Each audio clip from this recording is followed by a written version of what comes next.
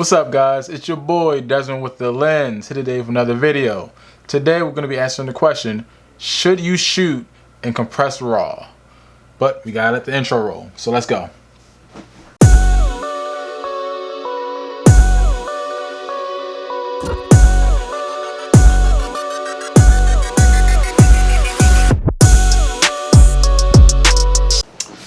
Alright, so first, what is compressed RAW? So when you look at your camera, no matter whether it's by Canon, by Nikon, by Sony, or any of the other manufacturers, you have RAW, which is like a really big and beefy file that you can do almost anything to. You have JPEG, which is a really small file with limited options. And you have compressed RAW, which is somewhere in the middle. So all depending on which vendor you go with is what is labeled under. For Canon, it's CRAW. Now, should you shoot it?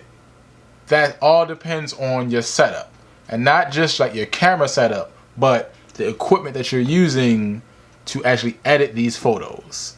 So with older model equipment like computers and laptops, the older ones aren't going to be able to handle these newer, bigger, beefier files that these new cameras, such as like all the mirrorless cameras of all the new ones, all of this old technology can't handle it as well. Meaning it's going to suck up a ton of your space.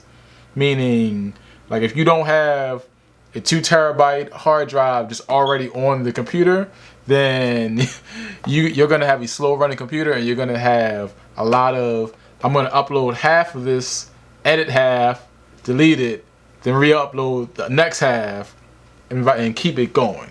So it all depends on what your setup is.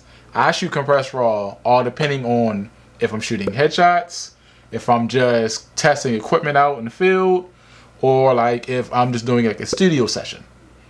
I only shoot completely RAW when I am doing weddings, when I'm doing event photography, where I know that there are certain things I'm going to have to edit and like change a lot of things. But other than that, I typically shoot compressed RAW because it works easier for my computer systems.